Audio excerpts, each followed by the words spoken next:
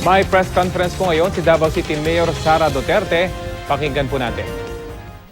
We are asking, the Davaoenos are asking to give us 9 months of peace. 9 months lang ato agi na pangalan. Mayor, Yes. the sketch ng suspect, satisfied po ba kayo? Kasi may cover yung face. Understandable kasi ang sabi rin kasi ng witnesses may cover, nagsuot, hindi niya tinanggal yung face mask niya. So understandable na yung sketch, ganun din yung lalabas. But if you want to get more details about the suspect, you just have to ask the official spokesperson of the task group para makuha niyo yung ibang detalye. So apparently kasi di ba po, parang do you feel na meron ding nagkulang din po yung community doon sa Rojas Market kasi nakapagpamasahe pa tong suspect though who's wearing yung mask na yun. Don't you think meron pong konting a bit late reaction doon sa mga tao nandun? No. Walang ganun na sa mga tao. Hindi naman kasi natin pinagbabawal na magsuot ng mask ang mga tao and I understand nakabonet siya so hindi naman bawal yun.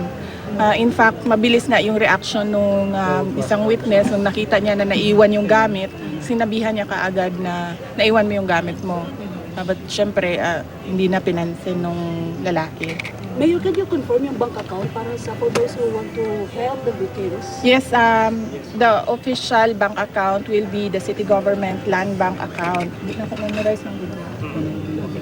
But the city government of Davao already posted in our Facebook page and our other accounts, internet accounts, the number of the land bank account. So dinha lang sila.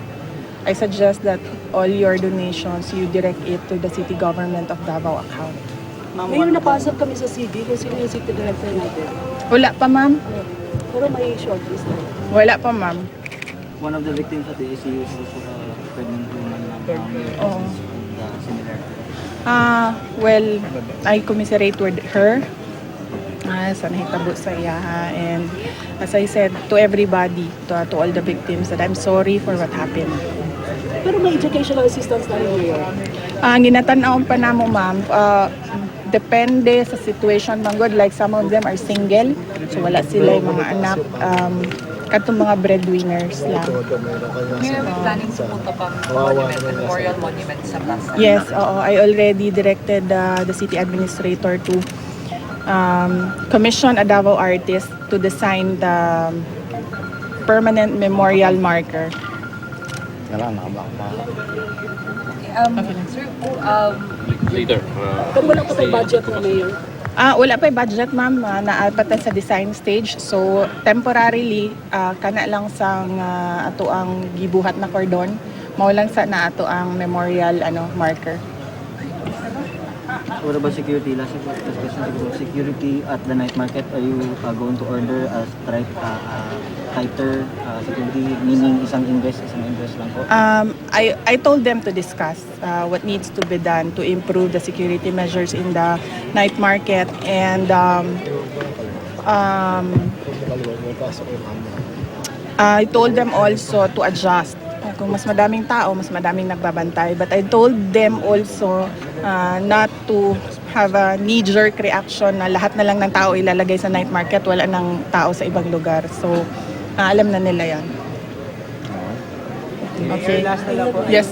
Confirm ko lang po, may 4.5 million pesos po. Was it approved already by the City Council? Sa City Council, yes sir. Initially, it was 4.5 million of the Crisis Intervention Fund for the assistance of those who died and those who are in the hospitals. So 4.5 pa rin po.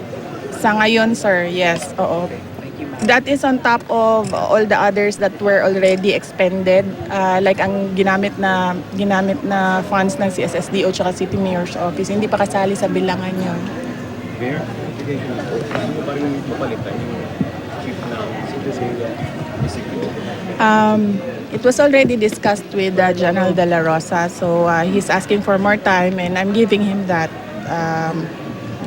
He has his reasons. So I understand his reasons. So I'm giving him that. Okay lang. Until when, Mayor? What time? Wala. PNP ka pa. No deadline. Salamat. Yan po ang maikling press conference ni Davao City Mayor Sara Duterte kung saan inilahad niya na magkakaroon daw ng permanent marker para doon sa memorial o para sa nangyaring pagsabog doon sa Davao City kamakailan kung saan naglaan na raw sila ng pondo para rito. Naaprubahan na rin daw yung 4.5 million pesos na pondo mula sa Crisis Intervention Fund para naman matulungan yung mga naging biktima ng nangyaring pagsabog. Sinabi rin ni Mayor Duterte na pagbibigyan niya yung pakiusap ni PNP Chief Director General Bato de la Rosa tungkol sa kahilingan ng Mayora na palitan na yung chief ng Davao City. Pagbibigyan niya raw yung pakiusap ni de la Rosa na bigyan siya ng oras para i-discuss ang isyung ito sa pamunuan ng Philippine National Police.